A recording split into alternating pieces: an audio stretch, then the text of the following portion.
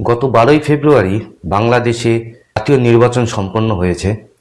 সেই নির্বাচনে একক সংখ্যাগরিষ্ঠতা পেয়ে বাংলাদেশের প্রধানমন্ত্রী হয়েছেন বিএনপির চেয়ারপারসন তারেক রহমান।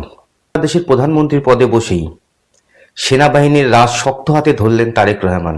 প্রশাসনিক দুর্বলতার বিন্দুমাত্র সুযোগ যাতে সেনা অভ্যুত্থানের মতন কোনো বিরূপ ঘটনা সংঘটিত হতে না পারে, তার জন্যই কার্যরত সেনাবাহিনীকে ঢেলে সাজালেন তিনি।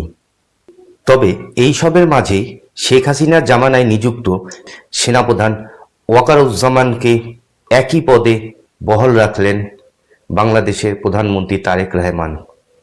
এর নৈপথ্যে ভিন্ন সমীকরণ দেখছেন আন্তর্জাতিক মহলের একাংশ।